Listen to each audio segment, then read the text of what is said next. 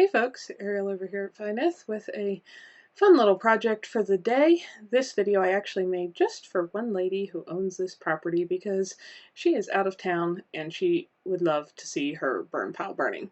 So this was made just for her, but you guys get to see it too.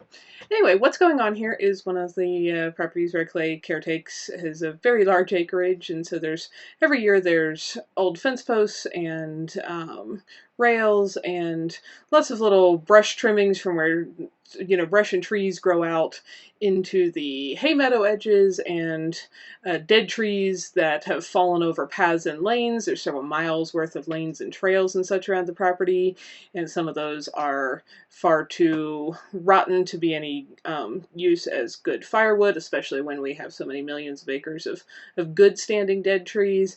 And anyway, that stuff all gets accumulated into a big pile. This is actually a small pile. A lot of years it's 3 or 4 times that large through the summer.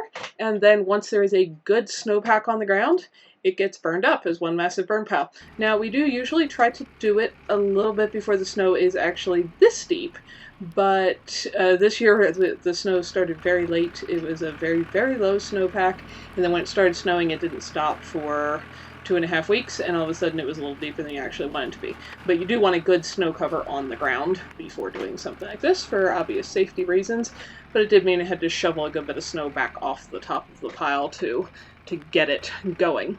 Anyway, it is always fascinating to me to watch how something like this generates. You can see there the swirl of smoke coming out of the colder side of the pile that lit later, and how it's circling around, and I couldn't get the camera back far enough because I would have had to wade too far out in the snow to show you how partway up, in the spiral of the heat from the hotter side of the pile, that smoke was being fully burned. It was circle out there like where it's obscuring Clay as he's on the other side of the pile from me, but it's fully burning part of the way up in the air. And here in a second you're going to see where those flames crown out, and for a while they're going 40, 50 feet in the air. Like I said, this is a smaller pile than some years. Sometimes there's more of this stuff and sometimes less, but we've definitely had piles that have crowned to over 100 feet in the air. Again, back to you want a good snowpack on the ground before you're going to do this. Anyway, it's just kind of something we tend through the day, keep an eye on, supervise, keep throwing in any little chunks that get left on the edges so everything gets fully consumed by the fire. The dogs like to hang out and play, chase sticks, and in a little bit you'll see a bunch of mouse chasing. The mice and such tend to hide in the piles, and of course as the fire heats up, they eventually run out of cold corners and look to go somewhere else.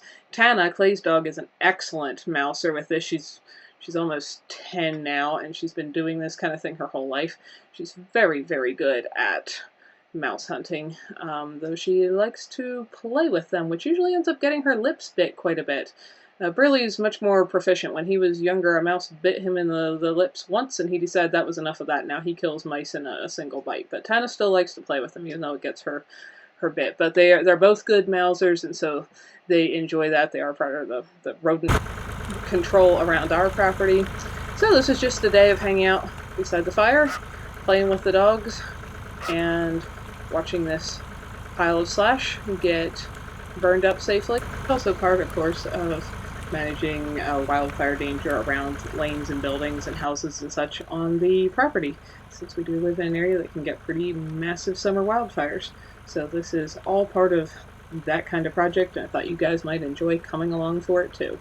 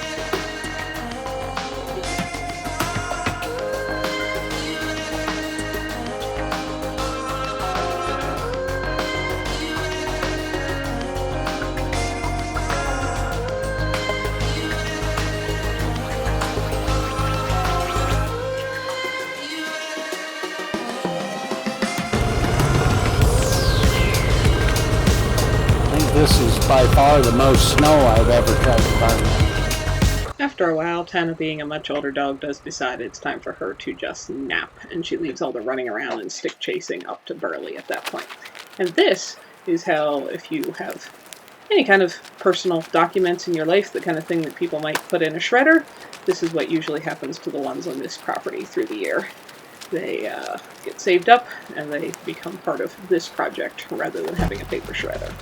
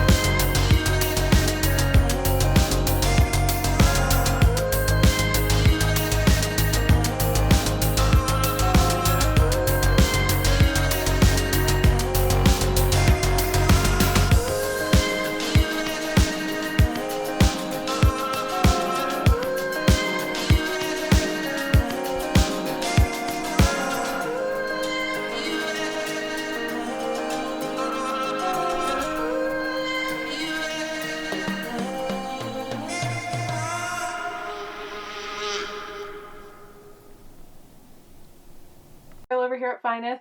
Thank you so much for watching these videos and spending some of your very valuable time choosing to do that.